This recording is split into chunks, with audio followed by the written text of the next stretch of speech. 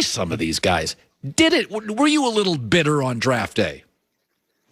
Definitely. I mean, and I went to the combine as well, and I felt like I had performed well there. Yeah.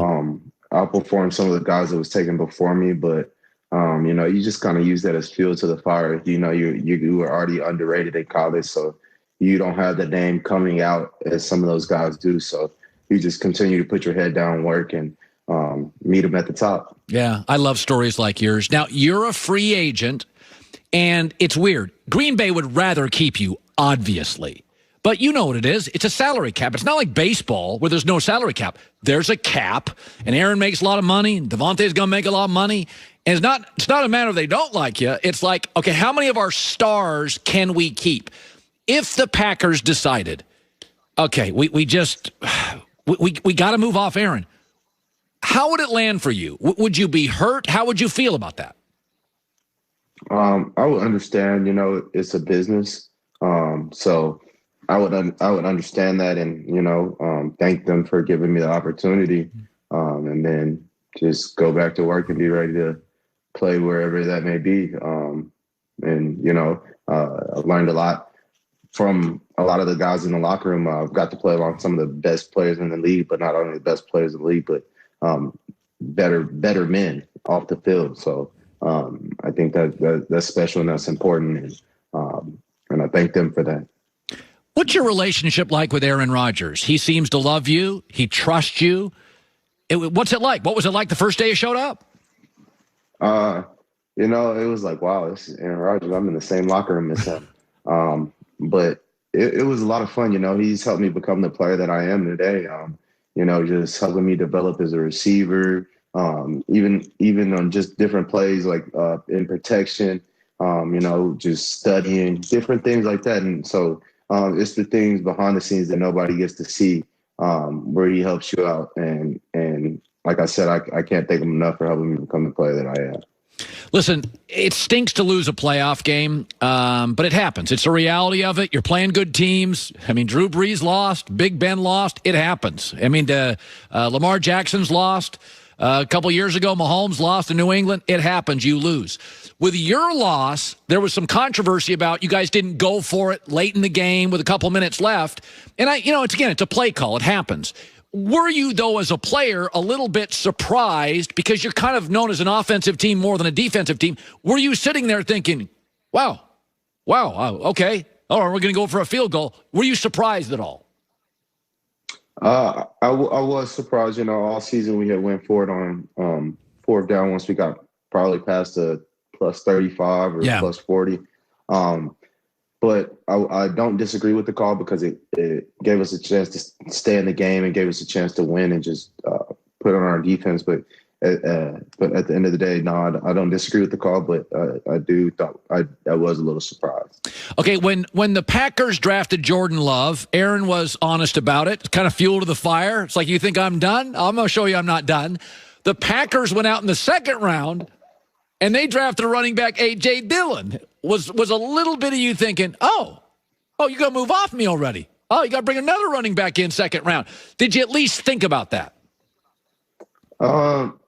Not so much move off of me right then, but for the future, maybe. And it was caught by surprise a little bit, after the year I had just had. I didn't think we were going to draft a running back in the second round, but at the same time, AJ didn't control where he went or where he got drafted. So that's my little brother. I was glad that he got the chance to work with him, and probably, he's going to be a great player. Listen, you played college at El Paso, which is not a huge town. You played in Green Bay in the NFL. Be honest with me. Was it a little culture shock when you went to Green Bay? I mean, it's small. There's one hotel the players stay at. The stadium's right in the middle of a neighborhood. What's it like to live in Green Bay as a pro athlete? I wasn't in culture shock. My parents were military, so I moved around a lot as a child and got to experience that. So I know how to adapt to different things quickly. But it is a small town. It helps you focus, though. And you're there for football. That's your job. So it does help in that sense. And then the Packer fans, it's like a religion there, and I love it. I mean, they're tailgating. It's like I say, it's the closest you'll get to a college football atmosphere, but on steroids in a way. So yeah, it's pretty cool. Hey, listen, if the Packers move off you, and they don't want to, we all know that. They want to keep you, but that may be a financial decision. That's why they, as you said, draft A.J. Dillon. It's just the way the NFL works. If you had to go somewhere, is there a style, a team, an environment? I mean, you're a pro athlete. Tom Brady looked around and said, I like Tampa. They got a bunch of good receivers. You'd probably want to go to a team with a good offensive line. Is there a part of the country you'd want to go, a team or an offense you'd like? No, I haven't really thought about that. Just the season just ended, so I took a step back and decompressed, but really haven't thought about that. But I do play for Team Old Spice. There you go, Old Spice. Get it up there, Team Old Spice. Well, good luck to you. You had a great year, 35 touchdowns in the last 2 years. You got injured on that fumble. How are you physically this morning? How are you?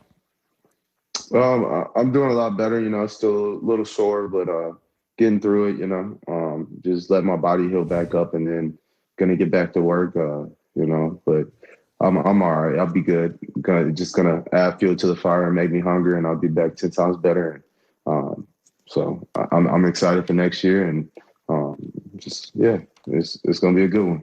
Thanks, buddy. Appreciate you coming on the show. Aaron Jones, Green Bay Packers. Put him on your fantasy team. Old Spice, 35 touchdowns in 2 years. Thanks, man. Yes, sir. Thank you. You bet. So I saw this. So yesterday was one of those recruiting days, and I don't talk about recruiting because most people don't care about it. I love it. I sat there on websites all day yesterday. So Alabama, highest rated college football recruiting class of all time. So I have decided that 2021 is the year of the old guy. 43-year-old Tom Brady in the Super Bowl. 68-year-old Bruce Arians coaching against 62-year-old Andy Reid. Nick Saban's 69. He just had the best team he's ever had and the best recruiting class ever. LeBron is 36. NBA years, that's like 55 for us. Best player, best team easily.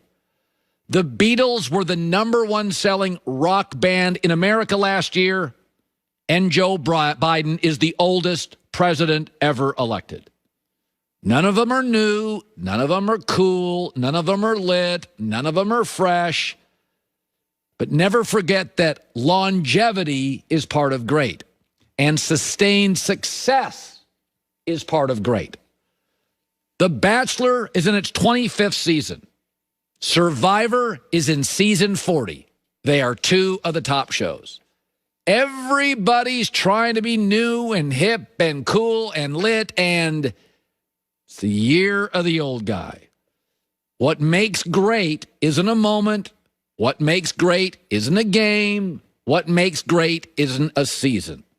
What makes great? Habits.